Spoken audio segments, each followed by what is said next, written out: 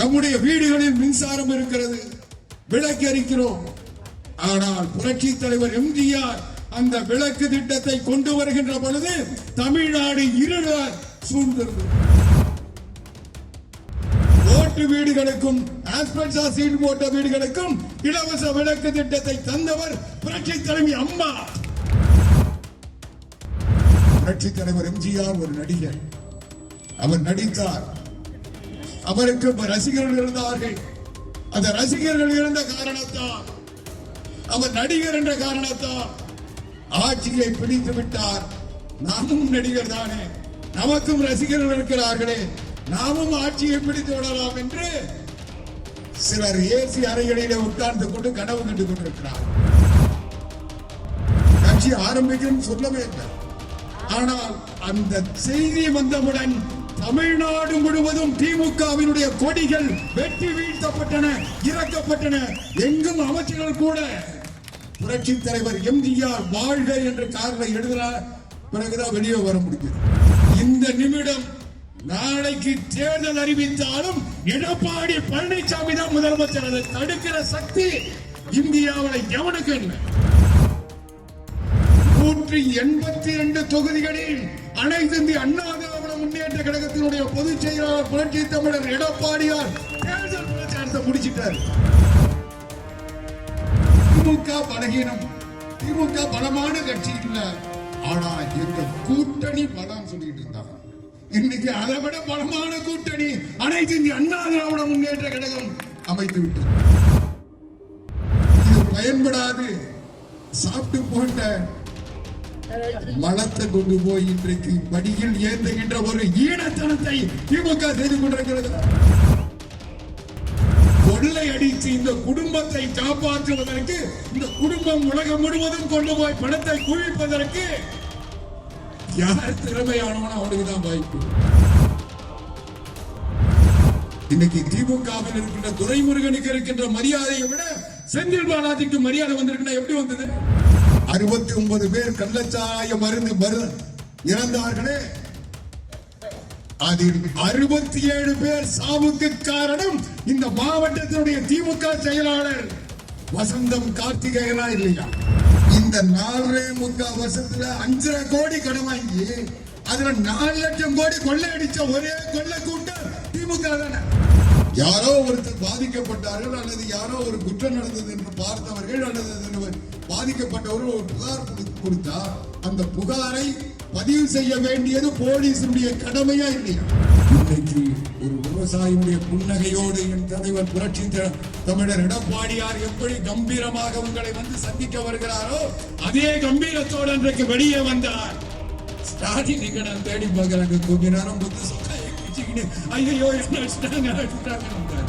ஒரு சமூக நீதி என்பது, இடஒதுக்கீடு என்பது அதுல பொருளாதார அடிப்படையை பார்க்கறதுல புரட்சி தலைவர் எம்ஜிஆர் 9,000 ரூபாய் பொருளாதார அடிப்படையில் அவர்களுக்கு சலுகை காட்டணும் சொல்ல அதை ஏற்க மறுத்தது திமுக.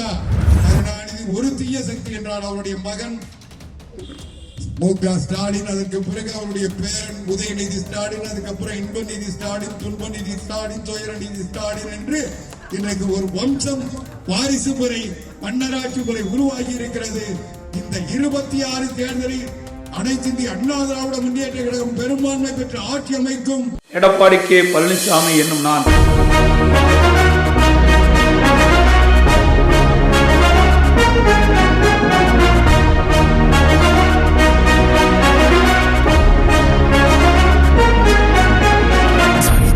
நாயகன், சாமானிய நாயகன், தமிழக தாய மீட்க உறுதி கொண்ட ஒரு மகன். கள்ளக்குறிச்சி மாவட்ட கழக செயலாளர் முன்னாள் எம்எல்ஏ இரா குமரகுரு ஏற்பாட்டில் தியாகதுர்கம் அண்ணா திடலில் நடைபெற்ற புரட்சி தலைவர் எம்ஜிஆர் அவர்களின் 109வது பிறந்தநாள் விழா பொதுக்கூட்டத்தில் அனைத்திந்திய அண்ணா திராவிட முன்னேற்ற கழக செய்தி தொடர்பாளர் கலைமாமணி சொல்லின் செல்வர் ஆவடிக்குமார் அவர்கள் ஆற்றிய சிறப்புரை. வருகை தந்திருக்கின்ற பெரியோர்களே, தாய்மார்களே, கழகத்தில் பல்வேறு பொறுப்புகளை ஏற்று திறம்பட பணியாற்றி கொண்டிருக்கின்ற கழக நண்பர்களே, செயல் வீரர்களே, வீராங்கனைகளே,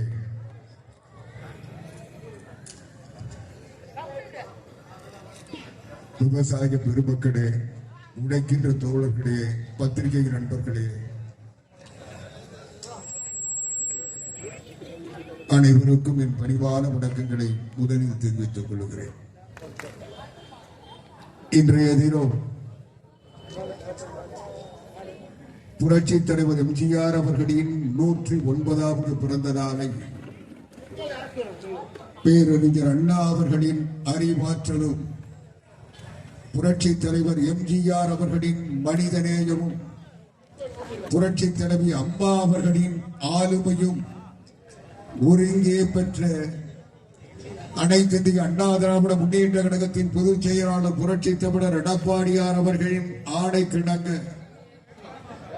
இங்கே மாவட்ட கழகத்தினுடைய ஆற்றல் மிக்க செயலாளர் இரா குமரகுரு அவர்களின் வழிகாட்டுதல் சிறப்பாக அருமை சகோதரர்கள் ஏற்பாடு செய்து அதன் வழியாக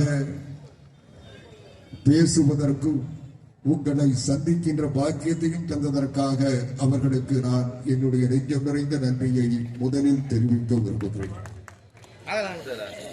இங்கே பேசுகின்ற பொழுது மரியாதைக்குரிய அருமையின் நன் முன்னாள் அமைச்சர் கழகத்தினுடைய அமைப்பு செயலாளர் மோகன் அவர்கள் பல்வேறு செய்திகளை சொன்னார். புரட்சி தலைவர் எம்ஜிஆருடைய மனிதநேயத்தை, மக்கள் மீது வைத்திருந்த பாசத்தை, பற்றை, பண்பை, புரட்சி தலைவர் எம்ஜிஆர் என்கின்ற ஒரு மனிதர் இந்த மண்ணில் பிறக்கவில்லை என்றால், புரட்சி தலைவர் எம்ஜிஆர் இந்த நாட்டை ஆளவில்லை என்றால், இன்றைக்கு இந்த நாடு எப்படிப்பட்ட கோரமான நிலையில் இருந்திருக்கும் என்பதை எண்ணி பார்க்கின்ற அளவுக்கு அவருடைய செய்திகள் இருக்கின்றன. அவர் கொண்டு வந்த ஒரு விளக்கு திட்டம் தான் இன்றைக்கும் தமிழ்நாடு முழுவதும் குடிசைகளில் ஒளி விளக்காக அந்த தலைவன் வாழ்ந்து கொண்டிருக்கிறார். இன்றைக்கு நீங்கள் நினைக்கலாம், நம்முடைய வீடுகளில் மின்சாரம் இருக்கிறது, விளக்கு எரிக்கிறோம். ஆனால் புரட்சி தலைவர் எம்ஜிஆர் அந்த விளக்கு திட்டத்தை கொண்டு வருகின்ற பொழுது தமிழ்நாடு இருளால் சூழ்ந்திருந்தது. அன்றைக்கு குடிசை வீடுகள் ஏறத்தாழ ஒரு 40 ஆண்டுகளுக்கு முன்பு நீங்கள் எண்ணி பாருங்கள். இன்றைக்கு தலைமுறைக்கு அது தெரிந்திருக்காது. அன்றைக்கு சாதாரண குடிசை வீடுகள், அந்த வீடுகள் தாழ்வாக இருக்கும். இன்றைக்கு கூட கிராம பகுதிகளில் சில இடங்களில் அப்படிப்பட்ட வீடுகளை நீங்கள் பார்க்க, ஓலை வைந்த வீடுகள். அந்த ஓலை வைந்த வீடுகளில் சிமிழ் விளக்கு, தாடை விளக்கு என்று சொல்லக்கூடிய சிறிய விளக்குகள், அது மண்ணெண்ணெய் சீமெண்ணெய் என்று சொல்லக்கூடிய அந்த எண்ணெயை ஊற்றி அதை எரி வைப்பார்கள். வீடுகள் தாழ்வாக இருக்கும், குடிசைகள் ஓலையால் வைந்தவர்களாக இருக்கும். சில இடங்களில் சுவர் மண்ணில் கட்டியிருப்பார்கள், சில இடங்களில் அது கூட இருக்காது. அப்படிப்பட்ட நிலையில் அன்றைக்கு சமுதாயம் இருந்தது, மக்கள் இருந்தோம், நம்முடைய முன்னோர்கள் இருந்தார்கள். இப்படிப்பட்ட நேரத்தில், இரவு நேரத்தில் அந்த விளக்கை எரிய வைத்து விட்டு அவர்கள் தூங்கினால் அதனால் பாதிப்பு வந்தது. என்ன பாதிப்பு என்றால், அவர்கள் காலையில இருந்து கழனியிலும் பல இடங்களிலும் உழைத்து விட்டு அந்த உழைப்பின் களைப்பு தீர இரவில் படுத்து தூங்குகின்ற பொழுது, அவர்கள் அசந்து தூங்குகின்ற பொழுது அந்த விளக்கின் மீது கையோ காலோ பட்டால் அந்த விளக்கு கீழே விழுந்து விடும். அதிலிருந்த மண்ணெண்ணெய் கீழே சிந்தி விடும். அந்த மண்ணெண்ணெயினுடைய விளைவாக அந்த நெருப்பு அதில் பற்றி அந்த குடிசை எரிந்து விடும். அதனால் இரவு நேரங்களில் என்ன செய்வார்கள் என்றால், அந்த விளக்கை அணைத்து வைத்து இருளில் படுத்துக் கொண்டிருப்பார். இரவு நேரத்தில் அந்த விளக்கு வீட்டில் இருக்காது. அந்த இன்றைக்கு இருப்பதை போல அன்றைக்கு வசதி இருக்காது. புதர்களும் ஒரு ஒழுங்கற்ற நிலையும் தான் இருக்கும். அப்படிப்பட்ட நேரத்தில் இவர்கள் அசந்து தூங்கிக் கொண்டிருப்பார்கள். இரவு நேரத்தில் அந்த கழனிகளை ஒட்டி அந்த வீடுகள், குடிசைகள் இருக்கின்ற காரணத்தால் பாம்பு போன்ற விஷ ஜந்துக்கள் உள்ளே வருகின்ற பொழுது அந்த படுத்துக் கொண்டிருப்பவர்களை அதை கடித்துவிடும். இவர்கள் எழுந்து தீப்பெட்டியை எடுத்து அந்த விளக்கை பொருத்தி பார்ப்பதற்குள் அது பறந்துவிடும். உடனே நம்முடைய பெரியவர்கள் சொல்லுவார்கள், இரவில் தூங்கிக் கொண்டிருந்தான், பேய் அறைந்து விட்டது, நொப்பு நுரையுமாக சென்று விட்டான் என்று சொல்லுவார்கள். இந்த நிலை இருந்தது. அதை மாற்றியவர் புரட்சி தலைவர் எம்ஜிஆர். அதனால்தான் ஒரு விளக்கு திட்டத்தை கொண்டு வந்தார், ஒரு உத்தரவை போட்டார். தமிழ்நாட்டில் இருக்கின்ற எல்லா குடிசைகளிலும் விளக்கு எரிந்தது.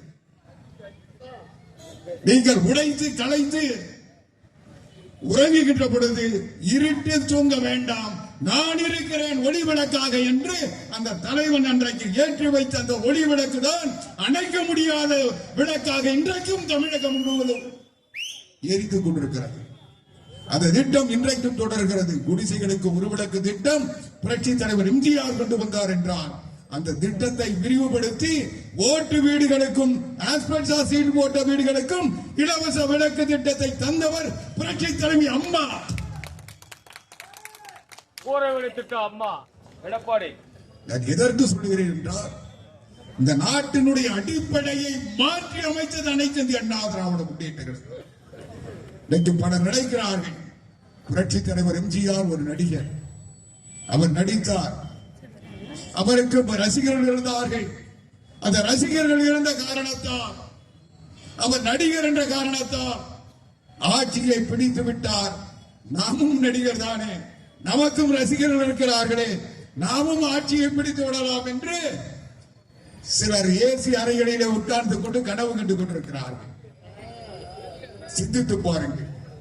நீ மரியாதைக்குரிய அருமை அண்ணன் முன்னாள் அமைச்சர் மோகன் அவர்கள் குறிப்பிட்டதை போல புரட்சி தலைவர் எம்ஜிஆர் ஒரு நடிகர் என்பது அவருடைய அடையாளம், அவருடைய தொழில்.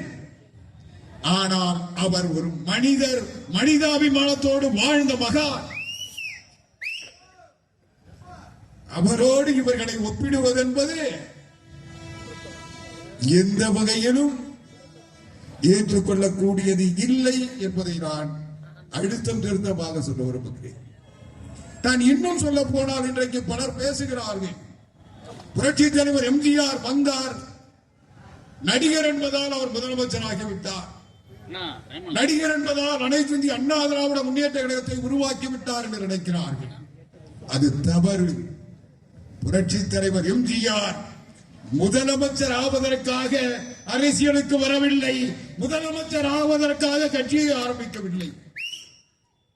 இன்றைக்கு ஒரு 4 படங்கள் ஓடிவிட்டது என்றால், தனக்கு மார்க்கெட் இருக்கிறது என்றால், நாமும் எம்ஜிஆர் என்ற நினைப்பு பலருக்கு வந்து விடுகிறது. அதனுடைய பாதிப்பு இன்றைக்கு கமலஹாசனை கேட்டா தெரியும், பாக்கியராஜை கேட்டா தெரியும், சரத்குமார பார்த்தா தெரியும். இன்னைக்கு எத்தனை நடிகர்கள், புதுசா விஜய்,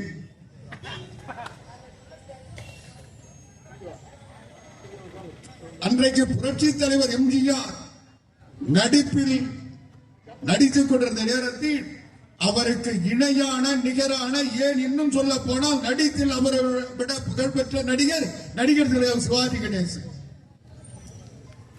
அவரால் எதையும் செய்ய முடியலையே, அவர் அரசியல் நடக்க முடியலையே, அவருடைய சொந்த தொகுதியில் நின்று டெபாசிட் போச்சு அவருக்கு. நீங்க சிந்தித்து பாருங்கள். நான் இதை எதற்கு சொல்லுகிறேன் என்றால், இன்றைக்கு இந்த சமுதாயத்தை தவறாக வழிநடத்துகிறார்கள். இந்த சமுதாயத்தில் இருக்கின்ற இளைஞர்களுக்கு தப்பான செய்திகளை சொல்லுகிறார்கள். இன்றைக்கு இந்த சமுதாயம் புரட்சி தலைவர் எம்ஜிஆருடைய மனித நேயத்தை பார்க்காமல், மக்கள் தொண்டை பார்க்காமல், அவர் நடிகர் என்பதை மட்டுமே பார்க்கின்ற ஒரு நிலைமையை உருவாக்குகிறார்கள். அதுதான் வேதனையாக தருகிறது. அதுதான் அருமை அண்ணன் முன்னாள் அமைச்சர் மோகன் அவர்கள் இன்றைக்கு புரட்சி தலைவர் எம்ஜிஆருடைய தொண்டு அறத்தை பற்றி பேசினார். இன்றைக்கு புரட்சி தலைவர் எம்ஜிஆர் கட்சி ஆரம்பிக்கின்ற பொழுது, இன்னும் சொல்ல போனால், நான் காலம் கடந்து கொண்டிருக்கிற இன்றைய சூழலை பேச வேண்டும் என்றாலும், அருமை அண்ணன் மோகன் அவர்கள் உருவாக்கிய அந்த தாக்கம் சிலவற்றை சொல்ல வைக்கிறது. புரட்சி தலைவர் எம்ஜிஆர் அனைத்து இந்திய அண்ணா திராவிட முன்னேற்ற கழகம் என்கிற கட்சியை உருவாக்குகின்ற எண்ணம் இருந்ததில்லை, எண்ணமே இல்லை. எனக்கு நல்ல நினைவு இருக்கு. புரட்சி தலைவர் எம்ஜிஆர் வெளியேற்றப்பட்டார். 8ஆம் தேதி திருக்கடிக்குன்றத்திலையும் லாயர்ஸ் ரோட்ல பேசுறாரு. 10ஆம் தேதி அவர் இடைநீக்கம் செய்யறாங்க. 10ஆம் தேதி அவர் சத்யா ஸ்டுடியோட ரகசிய போலீஸ் 115 நடிச்சிட்டு இருக்காரு. பத்திரிகையில பரபரப்பான செய்தி. புரட்சி தலைவர் எம்ஜிஆர் திமுகவினுடைய பொருளாளர் கட்சியிலிருந்து வெளியேற்றப்பட்டார், இடைநீக்கம் செய்யப்பட்டார். செய்தி பரபரப்பாக இருக்கு. அவர் கவலையே இல்லாம படத்தை நடிச்சிட்டு இருக்காரு. மத்தியானம் சாப்பாட்டு நேரம். அப்போ பத்திரிகை நிருபர்லாம் ரொம்ப பேர் காத்துட்டு இருக்காங்கன்னு சொல்லி அவர்கிட்ட போய் தகவல் சொன்ன உடனே அவர் சாப்பிடுறதுக்கு போறது மட்டும் வராரு. வந்த உடனே உங்களை கட்சியிலிருந்து நீக்கி இருக்கிறார்கள், நீங்கள் என்ன செய்ய போகிறீர்கள் பத்திரிகை நிருபர் அடுத்து உங்களுடைய நிலை என்ன என்று கேட்கிறார். அப்ப புரட்சி தலைவர் சொன்ன வார்த்தை, நான் சாப்பிட போறேன், பாயசத்தோட சாப்பாடு ரெடியா இருக்கு, நீங்களும் வாங்க சாப்பிடலாம். இது சொன்னது புரட்சி தலைவர் எம்ஜிஆர். இதுக்கு என்ன பதில சொல்றீங்க? பதில் வந்து நான் அப்புறம் சொல்றேன், என்ன படம் பாதியில நிக்குது, நான் சாப்பிட்டு நடிக்க போறேன், நடிச்சுட்டு வந்து சொல்றேன் சொன்னார். இதுதான் புரட்சி தலைவர் எம்ஜிஆர். அதுக்கு பிறகு கூட அவர் கட்சி ஆரம்பிக்கணும்னு சொல்லவே இல்லை. ஆனால் அந்த செய்தி வந்தவுடன் தமிழ்நாடு முழுவதும் திமுகவினுடைய கொடிகள் வெட்டி வீழ்த்தப்பட்டன, இறக்கப்பட்டன. எங்கும் அமைச்சர்கள் கூட புரட்சி தலைவர் எம்ஜிஆர் வாழ்க என்ற காரில் எழுதினா பிறகுதான் வெளியே வர முடிஞ்சது. அவங்க கொடியேற்றினாங்க, தாமரை கொடியேற்றினா, நட்சத்திர கொடியேற்றினா, புரட்சி தலைவர் எம்ஜிஆரை போட்டு எடுத்தினா, அண்ணாவை போட்டு ஏற்றினா, எல்லா கொடியும் அவங்க ஏற்றுறாங்க. மக்கள் கிளர்ந்து உருவாக்கிய இயக்கம் அனைத்து இந்திய அண்ணா திராவிட முன்னேற்ற கழகம். தலைவர் வந்து ஆரம்பிக்கல. அதுக்கு பிறகு அங்கங்க அப்ப கூட சமரசத்துக்கு சிலர் வந்தப்ப கூட, பெரியார் சொன்னப்ப கூட புரட்சி தலைவர் எம்ஜிஆர் அதுக்கு உடன்பட்டு பேசிட்டு தான் இருந்தார்.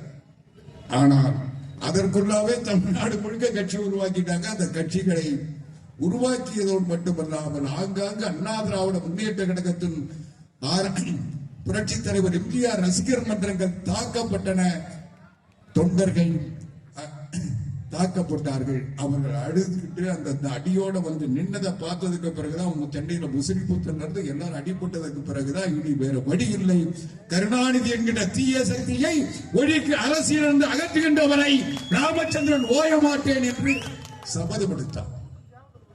அதுதான் இன்னைக்கு அனைத்து அண்ணா திராவிட முன்னேற்ற கழகத்தை தவிர புரட்சி தலைவர் எம்ஜிஆர் முதலமைச்சராக நடந்ததுக்கு அவர் ஒழுங்கா படத்தில் நடிக்கணும் தான் நினைச்சாரு.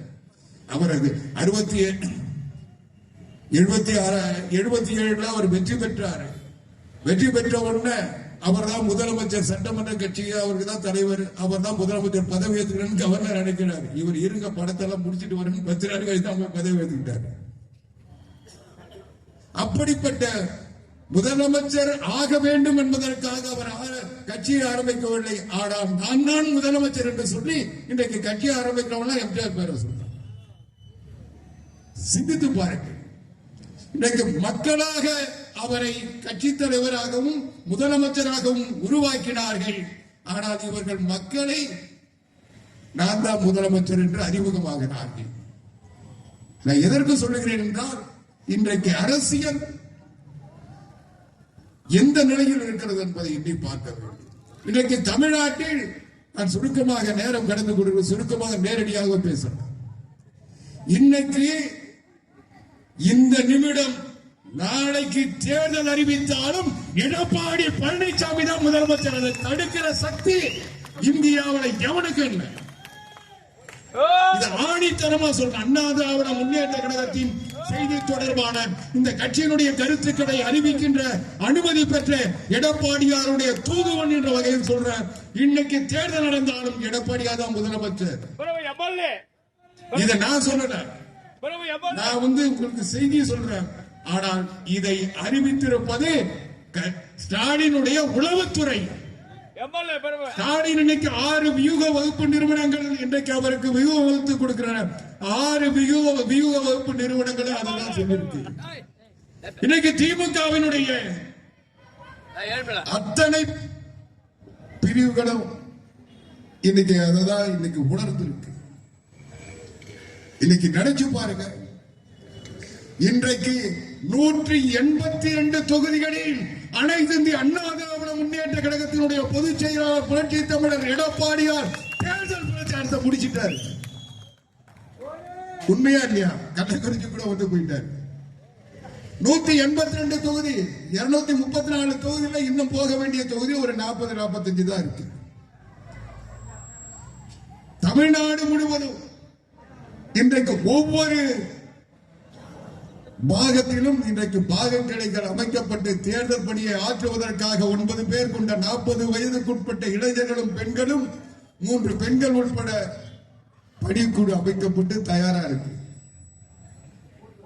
இன்னும் சொல்ல போனால் தமிழ்நாடு முழுவதும் வேட்பாளர்களை தேர்வு செய்வதற்காக விருப்ப மனு பெறப்பட்டு அவர்களை அழைத்து அவர்கள் யார் என்பதை அவர் பொதுச் செயலாளர் இன்றைக்கு அவர்களோடும் பேசி முடிச்சிட்டாரு.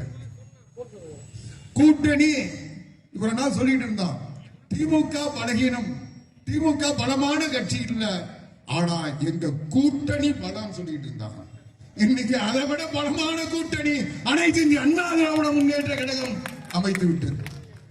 ஆக அந்த பாயிண்ட் அவுட். நீங்க சிந்தித்து பாருங்க, இன்றைக்கு அனைத்து இந்திய அண்ணா திராவிட முன்னேற்ற கழகம் தேர்தல் பணிகளில் 90% இன்னைக்கு நாளைக்கு காலையில தேர்தல் அறிவிச்சா வேட்பாளர் அறிவிக்கிறதுக்கு அனைத்து இந்திய அண்ணா திராவிட முன்னேற்ற கழகம் எல்லா விதமான அடிப்படை தேவைகளை செய்து வைத்து கூட்டணி பிரச்சனையை முடிச்சிடும். ஆனால் திமுகவினுடைய நிலை என்ன? இந்த திராவிட முன்னேற்ற கழகத்தில் எவனாவது அரசியல் தெரிந்தவன் இருந்தால் பதில் சொல்லிட்டோம். இன்னைக்குதான் திமுக உடன்பிறப்பே வான் சொல்லி ஒவ்வொரு மாவட்டமா கூப்பிட்டு பேசி இதுவரைக்கும் 102 தொகுதிகள் தான் பேசியிருக்காங்க. உடன்பிறப்பே வான் சொல்லி அங்க இருக்கிற மாவட்ட செயலாளர்கள், எம்எல்ஏக்கு, அங்க இருக்க ஒன்றிய செயலாளர்கள் இருக்க பிரச்சனையெல்லாம் இப்பதான் பேசிட்டு இருக்காங்க. அவங்களை சமாதானப்படுத்துறதுக்கு அவங்களுக்கு கொடுக்க வேண்டியதை கொடுத்து 2 ஓவர்ல பாத்துக்கலாம், அடுத்த வாட்டி நீ தான். அப்பவும் இவங்களுக்கு வெற்றி வாய்ப்பு இல்லை. இன்னைக்கு ஏற்கனவே இருந்தவனால அந்த கட்சியில உடைச்ச தொண்டெல்லாம் பாதிக்கப்பட்டிருக்கான். இப்ப என்ன செய்யலாம்? எந்தெந்த கட்சியில எவனோ லாயக்கு இல்லை இந்த கட்சிக்கு கழிவுன்னு சொல்லி தூக்கி வீசின அந்த கழிவுகள் எல்லாம் கொண்டு போய் இன்னைக்கு திமுக சேர்க்கிறாங்க. நாங்கள் இது பயன்படாது சாப்பிட்டு போட்ட மலத்தை கொண்டு போய் இன்றைக்கு படியில் ஏந்துகின்ற ஒரு ஈனத்தனத்தை திமுக செய்து கொண்டிருக்கிறது. இன்னைக்கு மனோஜ் பாண்டியனை நாங்க என்ன ஏத்துக்கிட்டோமா? எப்பவோ 3 வருஷம் ஆச்சு அவரை நீக்கி. இன்னைக்கு வைத்தியலிங்கம் போய் சேர்றாருன்னா வைத்தியலிங்கம் எத்தனை வாட்டி இங்க மனு போற்ற முடியாதானே? இன்னைக்கு 3 வருஷம் கழிச்சு நாங்க தேவையில்லை, இது குப்பை, இந்த குப்பையை நாங்க சுத்தம் பண்ண சொல்ல தூக்கி வீசிட்டோம். அந்த குப்பையை தூக்கி நீங்க கோபுரத்துல வச்சுக்கணும் வச்சுக்கோ. அங்க உழைச்ச தொண்டவெல்லாம் உனக்கு வேலை செய்வானா? இன்னைக்கு மனோஜ் பாண்டியனை அந்த மாவட்டத்துக்கு அமைச்சராக்குனாங்க. ஏற்கனவே பூங்கோதை ஆல்ரெடியாருனாவும் ஆவுடைய பணம் இன்னொருத்தர் 3 பேர் அங்க போட்டி. இதுல மனோஜ் பாண்டியனுக்கு சீட்டு கொடுத்தா 3 பேர் வந்து நிற்பாங்களா? இன்னைக்கு வைத்தியலிங்கத்துக்கு ஒருத்தநாடு கொடுத்துட்டா வைத்தியலிங்கம் ஏற்றுப்பாரு. ஆனா திமுகவுல உடைச்சவன் பழனி மாணிக்க ஏற்கனவே புடம்பிட்டு இருக்காரு. இந்த மாவட்டத்தில் 1008 பிரச்சனை. நான் ஒவ்வொரு மாவட்டத்தை பத்தி பேசினா நீண்ட நேரம்.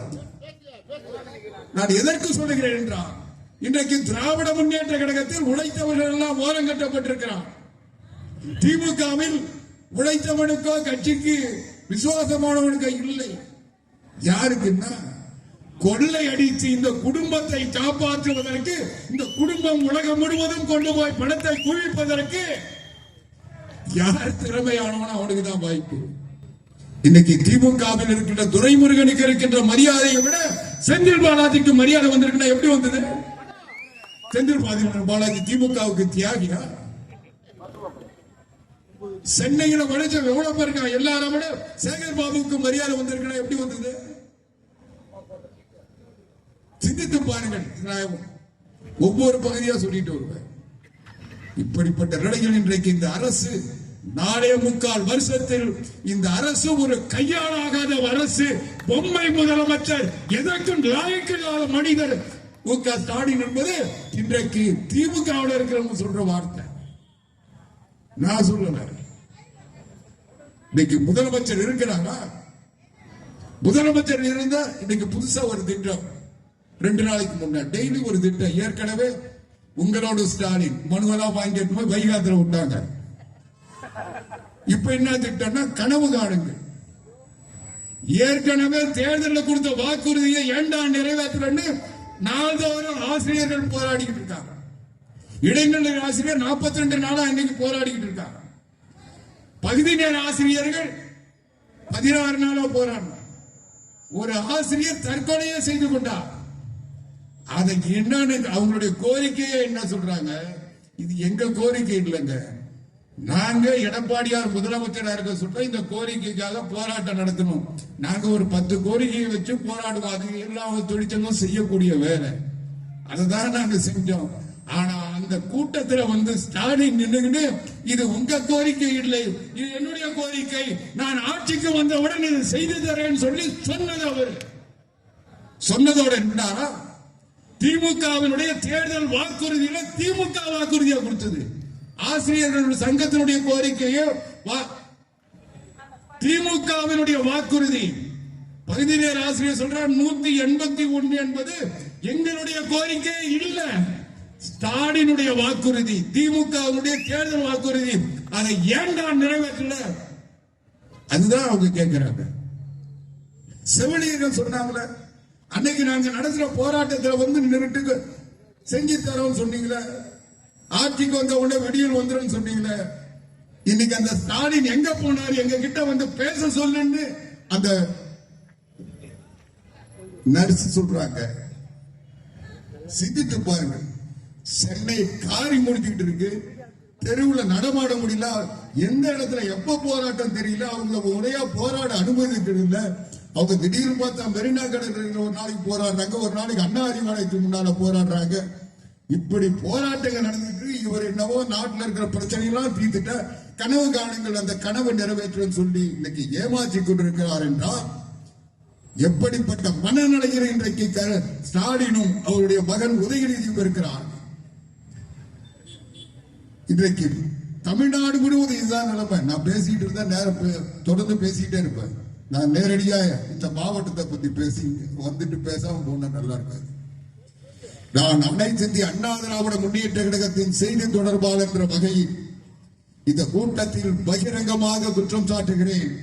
இந்த கள்ளக்குறிச்சியில் 69 பேர் கள்ளச்சாராய மருந்து இறந்தார்களே, அதில் 67 பேர் சாவுக்கு காரணம் இந்த மாவட்டத்தினுடைய திமுக செயலாளர் வசந்தம் கார்த்திகேயனா இல்லையா? நான் நேரடியாக குற்றம் சாட்டி எந்த விளைவுகளுக்கும் நான் சந்திக்க தயார். அனைத்து இந்திய அண்ணா திராவிட முன்னேற்ற கழகத்தின் சார்பில் எச்சரிக்கிறேன். 67 பேர் சாவுக்கு காரணம் வசந்தம் கார்த்திகேயன். எப்படி கேட்கிறீங்களா? 2 பேர் கள்ளச்சாராயம் சாப்பிட்டு இறந்துட்டாங்க. பொதுமக்களிடத்துல ஒரு கொந்தளிப்பு வருது.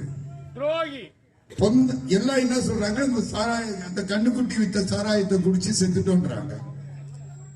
அப்போ உடனடியாக வசந்தம் கார்த்திகேயனும் மாவட்ட கலெக்டரும் எஸ்பியும் 3 பேரும் உட்கார்ந்து ஏன் பிரஸ் மீட் கொடுத்தீங்க? அவங்க சாராயத்தால சாவல, நீங்க போய் குடிங்க, அது நல்ல சாராயம் சொன்னதுனாலதான் அந்த சாவுக்கு வந்து அத்தனை பேரும் அதை குடிச்சு செத்தாங்க. அப்ப 67 பேர் சாவுக்கு காரணம் கலெக்டர் கொடுத்த வாக்குறுதி. கலெக்டர் அது சொல்லலன்னா அப்ப இது என்னன்னு பார்த்திருப்பான், அது கிட்டேயே போயிருக்க மாட்டான். வசந்தம் கார்த்திகேயன் பேச்சை கேட்டுக்கிட்டு வசந்தம் கார்த்திகேயனுடைய செயலாளர் கலெக்டரும் எஸ்பியும் அதை சொன்னாங்களா இல்லையா? அப்ப யாருடைய தூண்டுதல் அது நடந்தது?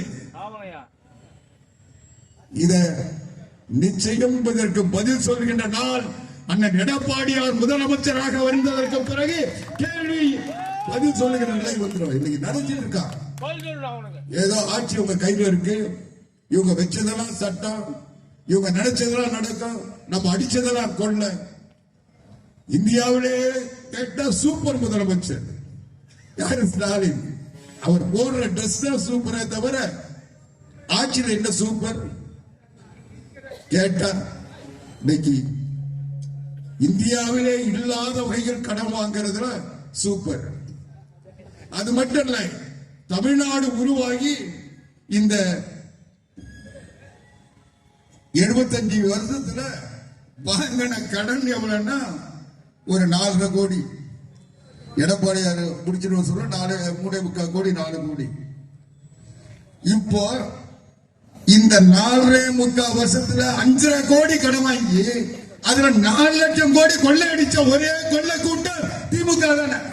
5.5 லட்சம் கோடி கடன் வாங்கி 4 லட்சம் கோடி கொள்ளையடிச்சு துறைதோறும் கொள்ளையடிச்சிருக்கான். எல்லா துறையிலும் கொள்ளை. அதுதான் அனைத்து இந்திய அண்ணா திராவிட முன்னேற்ற கழகத்தினுடைய பொதுச் செயலாளர் புரட்சி தமிழர் எடப்பாடியார் கவர்னர் கிட்ட மனு கொடுத்திருக்காரு. என்ன கொடுத்திருக்காரு? உச்ச நீதிமன்றத்தினுடைய ஓய்வு பெற்ற நீதிபதியை வைத்து ஒரு விசாரணை நடத்துங்கள். அந்த விசாரணையில் இந்த கொள்ளைகளை நாங்கள் நிரூபிக்கிறோம். இதற்கு தேவையான அத்தனையும் செய்யும் நடவடிக்கை எடுக்க வேண்டும். அந்த கொள்ளை பணத்தை மீட்க வேண்டும். இதுதான் அண்ணன் எடப்பாடியாரோட கோரிக்கை. இன்னொரு பக்கம் அங்க இடி அவங்க என்ன சொல்றாங்க? உலகத்துல எந்த நாட்டுல அடிச்சும் போய் வச்சிருக்காங்க அவன் கண்டுபிடிச்சு வச்சிருக்கான். மணி லாண்டரிங் எப்படி நடந்தது என்பது இன்றைக்கு ஒரே ஒரு துறை, உள்ளாட்சித்துறை, நகர்ப்புற உள்ளாட்சித்துறை, அதனுடைய அமைச்சர் நேரு மேல இன்றைக்கு அவர் நகராட்சிகள் இருக்கிற இன்ஜினியர், பில்டிங் இன்ஸ்பெக்டர், இது போல இந்த பொறியாளர் பணிகள்லாம் தேர்வு நடத்தி அண்ணா பல்கலைக்கழகத்தில் தேர்வு வைக்கிறது சொல்லி வச்சு அதுல ஒரு 2000 பேருக்கு மேல அப்பாயின்மெண்ட் போட்டாங்க. அந்த 2000 பேர்ல வெறும் 150 பேருக்கு மட்டும் இன்னைக்கு நேருவினுடைய தம்பி வீட்டுல நடந்த வேற வழக்குல கொண்டு சொல்ல 150 பேருக்கு இவங்க ஒருத்தருக்கு 30 லட்சம் 40 லட்சம் வாங்கிட்டு 150 பேருக்கு அந்த இன்டர்வியூ முடியறதுக்கு முன்னே அப்பாயின்மெண்ட் ஆர்டர் போட்டு கொடுத்துட்டாங்க. அந்த பட்டியல் அப்படியே இருக்கு.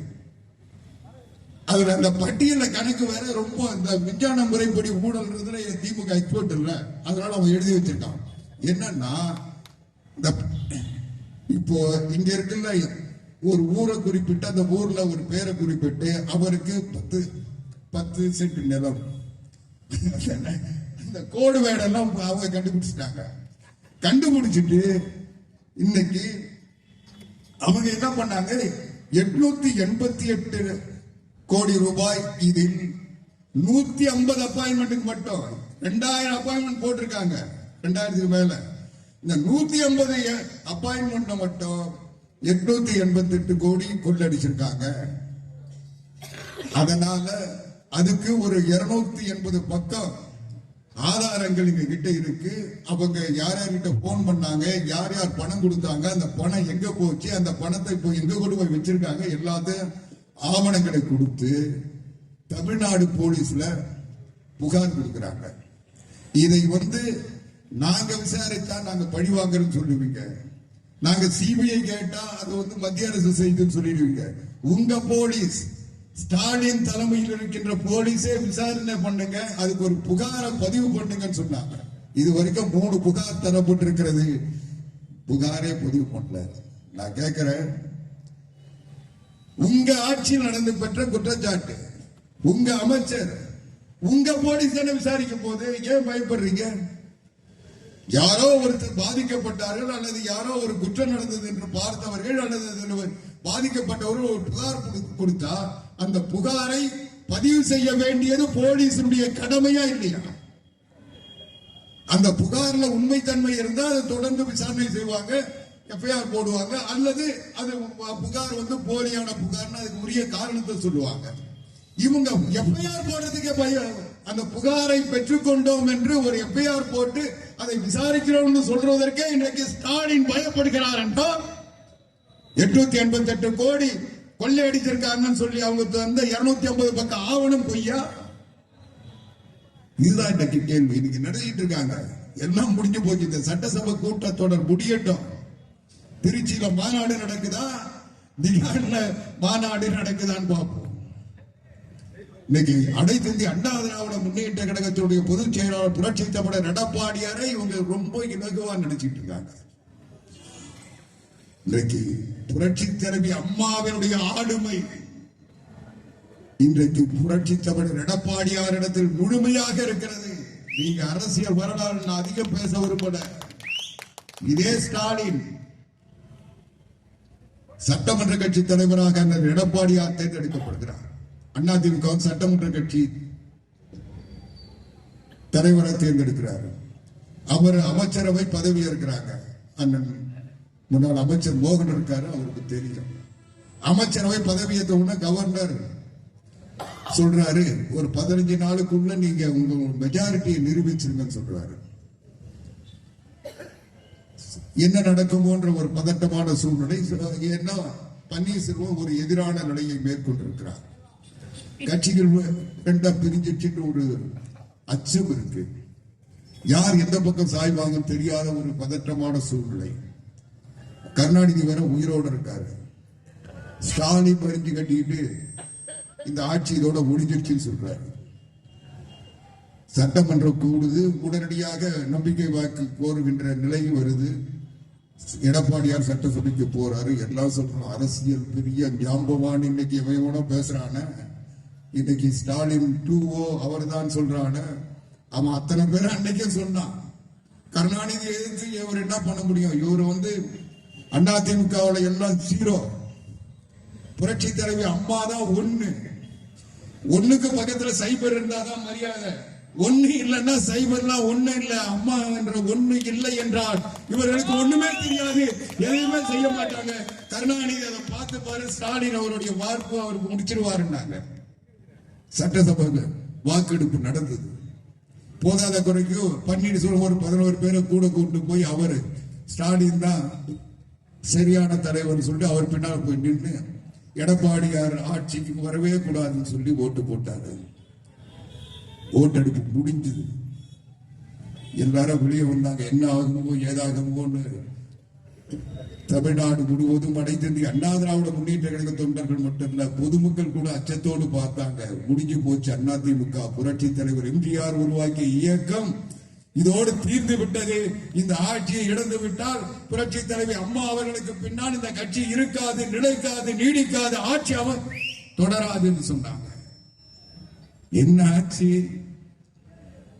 இன்னைக்கு ஒரு விவசாயியுடைய புன்னகையோடு என் தலைவர் புரட்சி தமிழர் எடப்பாடியார் எப்படி கம்பீரமாக உங்களை சந்திக்க வருகிறாரோ அதே கம்பீரத்தோடு அன்றைக்கு வெளியே வந்தார். ஸ்டாலின் நான் தேடி பார்க்கிறாங்க. கொஞ்ச நேரம் புத்து சொக்காயை குச்சிக்கிட்டு ஐயோ என்ன அடிச்சிட்டாங்க வந்தாரு. சிந்தித்து பாருங்கள். அதே நிலைமை இந்த தேர்தலுக்கு பிறகு வரும். தமிழ்நாட்டு மக்கள் ஸ்டாலினுடைய சட்டையை கிழித்து அவருடைய டோபாவை கழற்றி விரட்டி அடிக்கிற நாள் வரும்.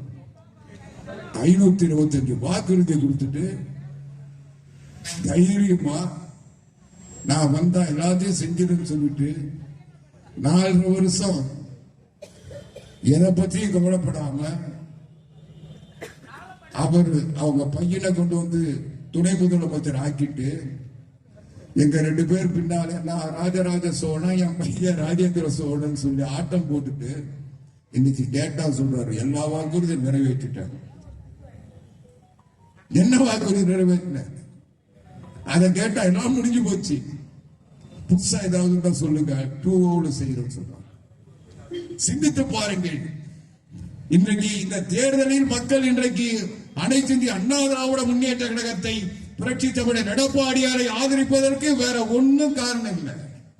புரட்சி தலைவி அம்மாவினுடைய ஆட்சியை தொடர்ந்து புரட்சி தமிழர் எடப்பாடியார் தன்னுடைய 4.5 ஆண்டு கால ஆட்சியில் தமிழ்நாட்டில் கொண்டு வந்த நலத்திட்டங்கள், தமிழ்நாட்டில் சட்டம் ஒழுங்கை பாதுகாத்து தமிழ்நாட்டை இந்திய துணை கண்டத்தில் சிறந்த மாநிலமாக உருவாக்கினார். எந்த துறையாக இருந்தாலும், அது உயர்கல்வியாக இருந்தாலும், மருத்துவத்துறையாக இருந்தாலும், ஒவ்வொரு துறையிலும் தமிழ்நாடு முதன்மை இடத்திற்கு வந்தது. உள்ளாட்சி துறையில் இந்தியாவில் 200க்கும் மேற்பட்ட விருதுகளை பெற்று இந்தியாவிலேயே அதிக விருதுகளை பெற்ற மாநிலம் என்ற நிலை தமிழ்நாட்டுக்கு வந்தது. அன்றைக்கு திருமணத்திற்கு தங்கத்தாலி கொடுத்தார். கூட 50,000 25,000 கொடுத்தாங்க. இந்த பாவிக தாடி இருக்கிறவங்க எப்படி இருக்கும், இவன் எங்க தாடி கொடுப்பன்னு நிறுத்திட்டாங்க. அதுதான் இன்னைக்கு புரட்சி தமிழர் எடப்பாடியார் மீண்டும் ஆட்சி அமையும். ஆட்சி அமைகின்ற பொழுது திருமணத்திற்கு தங்கத்தாலி வழங்குகின்ற திட்டம் தொடரும். அது மட்டும் இல்லை, ஏற்கனவே அம்மா கொண்டு வந்த திட்டம் தாலிக்கு தங்கம் கொடுத்தோம், கூட திருமணத்திற்கு 25,000 50,000 கொடுத்தோம். இந்த முறை ஆட்சிக்கு வந்தால் கூட ஒரு பட்டு சேலை பட்டு வேட்டி மணமகன் மணமகளுக்கு தருகிறோம் என்று எடப்பாடியார் சொல்லியிருக்காரு. உடனே வளர்றான். என்ன சொல்லிட்டு இருந்தான்னா, ஏற்கனவே நாங்க மகளிருக்கு 1000 ரூபாய் கொடுத்துட்டோம், பெண்களுக்கு பஸ் விட்டுட்டோம், அதனால தமிழ்நாட்டு தாய் குலங்கள்ல எங்க பின்னால நிக்குது, எங்களுக்கு ஓட்டு போட்டு தூக்கிடுவாங்க. அதுக்கு வச்சாரு வேட்டு. இப்ப கேட்டா என்ன சொல்றான், யாரோ இவங்களுக்கு ரகசியத்தை சொல்லிட்டாங்க. இவங்க பட்ஜெட் கூட்டத்தொடர்ல கவர்னர் உரை நடக்குதுன்னு சட்டசபையில 2000 ரூபாய் அறிவிப்பு இருந்தாரு. அத போய் எடப்பாடியார் கிட்ட சொல்லிட்டாங்க. இவங்க எங்க ரகசியத்தை தெரிஞ்சுக்கிட்டு அறிவிச்சுட்டாரு, முன்கூட்டி அறிவிச்சுட்டாரு. ஆனா முண்டங்களா, இந்த இன்றைக்கு இருக்கின்ற அமைச்சர்களில் மட்டுமில்ல, அதிகாரிகள் மொத்த பேரு முதலமைச்சரா எடப்பாடியார் தான் நியமிக்கிறார். இன்னைக்கு இந்த அரசினுடைய ரகசியங்கள் எதுவுமே எடப்பாடியாருக்கு தெரியாம இல்ல. அதனாலதான் 4 லட்சம் கோடி கொள்ளையடிச்சிருக்கீங்க இன்றைக்கு புள்ளி விவரத்தோட நாங்க சொல்றோம். இன்னைக்கு அரசு இயந்திரம் எடப்பாடியாருடைய கட்டுப்பாட்டில் இருக்கு. அதனாலதான் இன்னைக்கு உறுதியா சொல்றாரு 2,00,000 ரூபாய் தருவோம். எல்லாம் எப்படி கேட்டா, அது இந்த வித்தை எங்களுக்கு தெரியும், நாங்க ஏற்கனவே தந்ததான.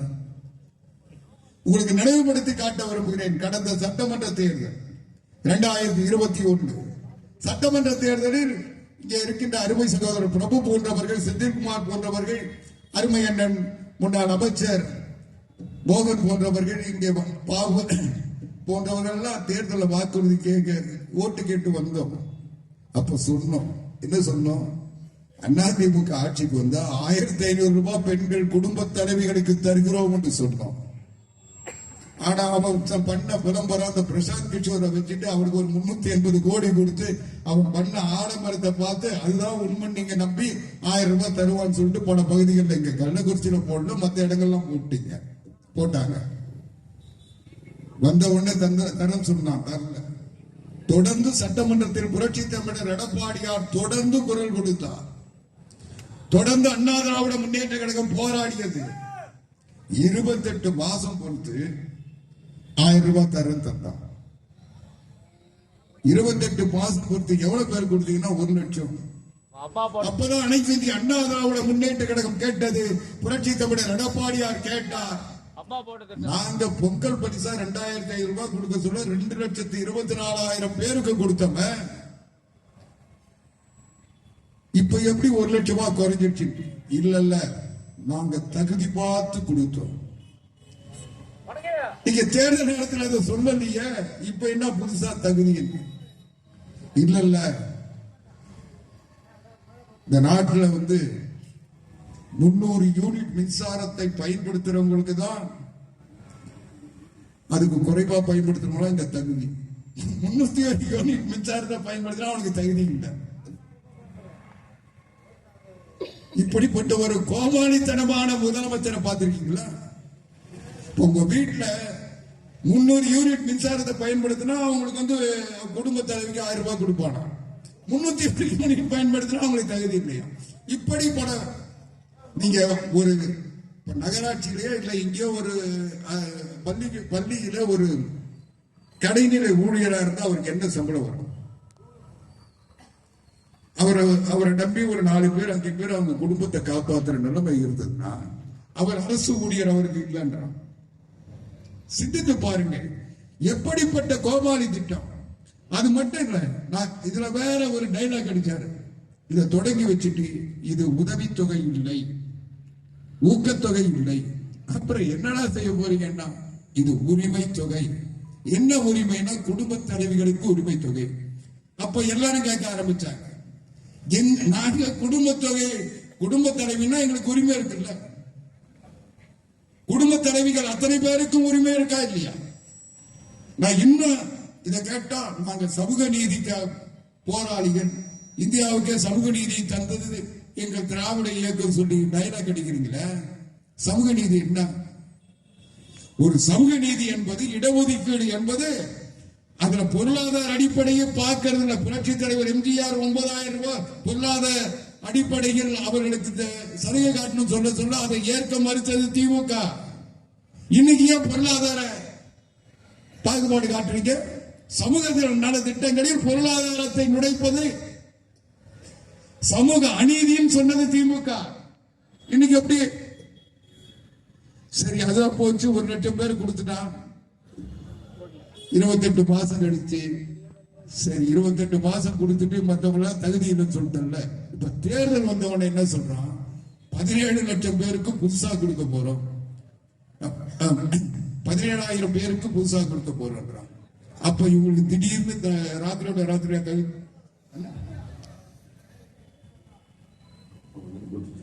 17 லட்சம் பேருக்கு ராத்திரியோட ராத்திரியா தகுதி வந்துருச்சா? கேட்க மாட்டோமா? நேற்று வரைக்கும் அவங்களுக்கு தகுதி இல்லைன்னு கொடுக்காம இருந்தீங்களே, இன்னைக்கு தேர்தல் வந்த உடனே 17 லட்சம் பேருக்கு தகுதி வந்துருச்சா? யாரை ஏமாத்துறீங்க நீங்க? புரட்சி தலைவர் எம்ஜிஆர் கொண்டு வந்த திட்டமா இருந்தா கூட, மரியாதைக்குரிய அருமை அண்ணன் முன்னாள் அமைச்சர் மோகன் சொன்னார், அவர் கொண்டு வந்த திட்டம் ஒரு திட்டத்தை அறிவித்தார். நான் இதை உறுதியா சொல்றேன். புரட்சி தலைவர் எம்ஜிஆரா இருந்தாலும், புரட்சி தலைவி அம்மாவா இருந்தாலும், புரட்சி தமிழர் எடப்பாடியாரா இருந்தாலும் ஒரு திட்டத்தை அறிவித்தால் அந்த திட்டம் யாருக்காக அறிவிக்கப்படுகிறதோ அந்த பயனாளிகள் அத்தனை பேருக்கும், எங்கோ கடைகோடிகள் இருப்பவனுக்கும் சென்று சேருகின்ற வரை அதை கண்காணிக்கின்ற திறமை ஆட்சியாளருக்கு இருக்கணும். யாருக்கு திட்டம் அறிவித்தாலும் அந்த திட்டம் 7.5 விழுக்காடு எடப்பாடி அறிவிச்சார்னா இன்னைக்கும் அந்த திட்டத்தினுடைய பலன் எங்க அடுத்த வர சோத்துக்கு வழி இல்லாதவன் வீட்டு குழந்தை கூட இன்னைக்கு டாக்டரா வந்து வருஷத்துக்கு 600 பேர் 700 பேர் டாக்டர் ஆகிறாங்களா? இது சாதனை இல்லையா? சிந்தித்து பாருங்க. இன்றைக்கு ஒவ்வொரு திட்டமும் நீங்க கேட்டா லேப்டாப் வந்து என்னது உலகம் உங்கள் கையில் புதுசா திட்டம். என்னடா திட்டம்னா லேப்டாப் கொடுக்க போறேன். யாருக்குடா கொடுக்க போறேன்னா எல்லாம் பட்சி முடிச்சிட்டு வெளியே வராம பாரு, அவனுக்குதான் ஓட்டு இருக்குது, அதனால அவனுக்கு கொடுக்க போறேன். அது ஒரு திட்டம். புரட்சி தலைவி அம்மா +2 +1 படிக்கின்ற மாணவ மாணவர்களுக்கு, கல்லூரியில் படிக்கின்ற மாணவர்களுக்கு அவங்க கல்லூரியில் சேர்ந்த நாள்ல கொடுத்தாங்க. அவங்க அதை வச்சு படிச்சாங்க. இப்ப படிச்சு முடிச்சுட்டு போறான் பாரு, அவனுக்கு கொடுத்துட்டு ஓட்டு வாங்கறதுக்காக இன்றைக்கு திட்டத்தை அறிவிக்கிறார்கள். இப்படிப்பட்ட நிலையில் தான் நான் ஒரே ஒரு கருத்தை மட்டும் சொல்லி விடைபெறுகிறேன். இன்றைக்கு 2000 ரூபாய் பெண்களுக்கு, குடும்ப தலைவிகளுக்கு, குடும்ப தலைவிகள் அத்தனை பேருக்கும், அரிசி அட்டை வைத்திருக்கின்ற அத்தனை பேருக்கு எப்படி புரட்சி தமிழர் எடப்பாடியார் ஆட்சி காலத்தில் 2,500 ரூபாய் குடும்ப அட்டை வைத்திருக்கின்ற அத்தனை பேருக்கும் தந்தாரோ, அதுபோல குடும்ப தலைவிகள் அத்தனை பேருக்கும் 2000 ரூபாய் கிடைக்கும். இவங்களை மாதிரி தகுதியெல்லாம் நாங்கள் நிர்ணயிக்க மாட்டோம். இந்த நாட்டில் இருக்கின்ற அடிப்படை பெண்கள் என்றால் அவர்களுக்கு உரிமை இருக்கிறது. அவர்கள் எப்படிப்பட்ட வாழ்க்கை வாழ்கிறார் என்பதை பற்றி கவலை இல்லை. பெண்கள் அத்தனை பேருக்கு ஒரு திட்டம் தரப்படும். இதுலயும் ஒரு சந்தேகம் இருக்கு, அதையும் நான் சரிப்படுத்திடுறேன். ஒரு சில வீட்டுல பெண்களே இல்லை, ஆண்கள் மட்டுமே இருக்காங்கன்னா அவங்களுக்கு இருக்கா இல்லையா? நிச்சயமா அந்த குடும்பத்திலிருந்து ஒரு ஆணுக்கு அதை தரப்படும். அதை நாங்க ஏற்கனவே கடந்த தேர்தலையே சொல்லியிருக்கோம். அதனால இவங்க இந்த 1000 ரூபாய் டைலாக்லாம் இனி எடுபடாது. அது போலவே நாட்டில் இன்றைக்கு பெண்களுக்கு இலவச பேருந்து, இந்த பொன்முடிதான் அடிக்கடி சொல்லுவாங்க, ஓசு ஓசு ஓசு பஸ். இந்த ஓசு பஸ் நீ அது ஒரு அதுதான் புரட்சி தமிழர் எடப்பாடியாருடைய மனிதாபிமானத்தை அதுல பாருங்க. புரட்சி தலைவர் எம்ஜிஆர் போல, புரட்சி தலைவர் அம்மா போல இன்றைக்கு பெண்களை இழிவாக பார்க்கின்ற ஒரு மனநிலையிலிருந்து இந்த ஆணாதிக்க மனநிலையிலிருந்து மாறுபட்ட ஒரு நிலை இன்றைக்கு அந்த எடப்பாடியார் எடுத்தார். அதனுடைய விளைவுதான் நீ பொம்பளைங்கன்றதுனாலதான் ஓசி ஓசின்னு சொல்ற. ஆம்பளைங்களுக்கு ஓசி கொடுத்துட்டா அவன் சொல்ல மாட்டான்ல. அதனால எல்லாருக்கும் யார் யார் போறீங்களோ எல்லாருக்கும் போங்கன்னு சொல்லிட்டாரு. அதுதான் 2026 எல்லோருக்குமான பேருந்து, கட்டணமில்லா பேருந்து திட்டத்தை அறிமுகப்படுத்தி இருக்கிறார்.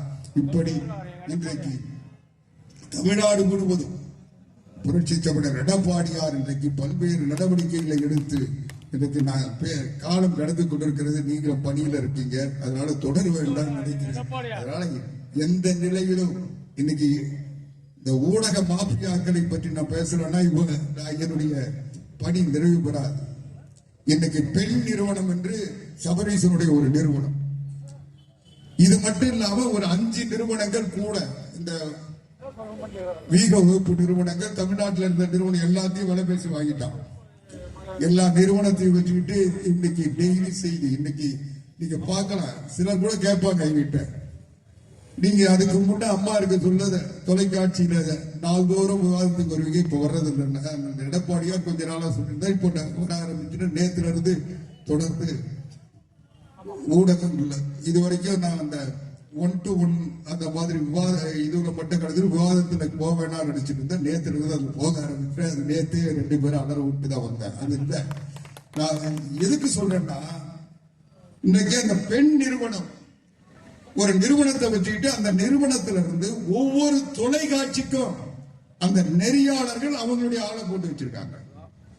அவங்களுக்கு தனியா சம்பளம் கொடுக்கறாங்க. அது மட்டும் இல்லாம அந்த பேசுற அத்தனை பேருக்கு சம்பளம் தராங்க. பெண் நிறுவனம் அங்கிருந்து ஒரு காலையில ஒரு மெசேஜ் போடுவாங்க, இன்னைக்கு இந்த தலைப்பு எடுக்கணும். நாட்டுல 1008 பிரச்சனை இருக்கு, ஆசிரியர்கள் போராடுறாங்க, ஒரு ஆசிரியர் தற்கொலை செஞ்சிருக்காரு, அதை பத்தி எல்லாம் பேச மாட்டான். என்னன்னா அதிமுக OPS மீண்டும் சேருவாரா, அதுக்கு ஒரு விவாதம், அதுக்கு ஒரு 4 பேர் சிந்தித்து இத மடைமாற்றம் பண்றது, திசை திருப்புறது, இதை ஏமாத்துறது. இன்னைக்கு கேட்டா இன்னைக்கு இந்த ஆட்சியோ போல சிறந்த ஆட்சி இல்லைன்னு சொல்லி அதை பேசுறது 4 கூலிகளை வச்சுக்கிட்டு பேசிட்டு இருந்தாங்க. அதையும் இன்றைக்கு அவர்கள் எந்த வகையான ஆயுதத்தை எடுத்தார்களோ அதை இணையான ஆயுதத்தை அனைத்து அண்ணா திராவிட முன்னேற்ற கழகத்தின் IT விங் இன்றைக்கு செய்து கொண்டிருக்கிறது. அதனால்தான் இன்னைக்கு ஊடகங்கள்லாம் கொஞ்சம் மாறி இருக்கு. இன்னும் ஒரு மாதத்துக்குள்ள எல்லாத்தையும் மாத்திருவோம். அதிமுகவினுடைய கட்டுப்பாட்டில் தமிழ்நாடு வந்தே தீரும். இவங்க நினைக்கலாம் எடப்பாடி பழனிசாமி ஒரு கிராமத்து விவசாயி, அவருக்கு என்ன தெரியும் என்பதை 26 தெரிவிக்கும். 26இல் எடப்பாடியார் முதலமைச்சர் அனைத்து இந்திய அண்ணா திராவிட முன்னேற்ற கழகம் அறுதி பெரும்பான்மையோடு அமைச்சரவை அமைக்கும். தனித்த அமைச்சரவை அதிமுகவின் அமைச்சரவை. புரட்சி தலைவர் MGR எண்ணம் நிறைவேறும். திமுக ஒரு தீய சக்தி, அந்த தீய சக்தியை வீழ்த்துகின்றவரை ராமச்சந்திரன் ஓய மாட்டேன் என்று சொல்லி அந்த தலைவர் தொடங்கி வைத்த இந்த இயக்கம் அவருடைய வாழ்நாளில் பல நன்மைகளை செய்து சாதித்தது. ஆனால் அவர் சொன்ன வார்த்தையை அவர் செய்து முடிப்பதற்குள் அவருடைய வாழ்க்கை முடிந்து விட்டது. அவர் விட்ட பணியை என் தாய் புரட்சி தலைவி அம்மா அவர்கள் தொடர்ந்து நடத்தினார். அவருடைய வாழ்க்கையும் முடிந்தது. அதற்கு பிறகு இவர்கள் மறுபடியும் துளிர்த்து விட்டோம் என்று அவருடைய கருணாநிதி ஒரு தீய சக்தி என்றால் அவருடைய மகன் MK ஸ்டாலின், அதற்கு பிறகு அவருடைய பேரன் உதயநிதி ஸ்டாலின், அதுக்கப்புறம் இன்பநிதி ஸ்டாலின், துன்பநிதி ஸ்டாலின், துயரநிதி ஸ்டாலின் என்று இன்றைக்கு ஒரு வம்சம் வாரிசு முறை மன்னராட்சி முறை உருவாகி இருக்கிறது. இந்த 26 தேர்தலில் அனைத்து இந்திய அண்ணா திராவிட முன்னேற்ற கழகம் பெரும்பான்மை பெற்று ஆட்சி அமைக்கும். புரட்சி தமிழர் எடப்பாடியார் முதலமைச்சராக வருவார் என்பதில் எந்த சந்தேகமும் இல்லை. ஆனால் எங்களுடைய நோக்கம் இன்றைக்கு எல்லா கட்சிகளையும் சேர்த்து கூட்டணியை பலப்படுத்திக் கொண்டிருப்பது, எதிர்ப்புகளை எல்லாம் ஒருங்கிணைப்பதற்குடைய நோக்கம் திமுக என்கிற தீய சக்தியை புரட்சி தலைவர் MGR விருப்பப்படி அரசியலிருந்து அகற்றுகின்ற தேர்தலாக 2026 தேர்தல் அமைத்து தீருவோம். அதற்குரிய தெம்பு, திராணி, ஆற்றல், அருகதை, அரசியல் அத்தனையும் எங்களுக்கு தெரியும் என்பதை இந்த தேர்தலில் நிரூபிக்கின்ற உணர்வோடு இங்கு பணியாற்றுகின்ற உங்கள் பாதங்களை எல்லாம் தொட்டு வணங்கி விடைபெறுகின்றேன். நன்றி, வணக்கம். இந்த நிகழ்ச்சி உங்களுக்கு பிடிச்சிருந்தா லைக் பண்ணுங்க, ஷேர் பண்ணுங்க, மறக்காம சப்ஸ்கிரைப் பண்ணுங்க. நீங்க பண்றதோட மட்டும் இல்லாம உங்களோட நண்பர்கள், உறவினர்கள் எல்லாரும் சப்ஸ்கிரைப் பண்ண சொல்லுங்க. உங்களுடைய மேலான கருத்துக்களை கருத்து பெட்டியில் மறவாமல் பதிவு செய்யுங்க.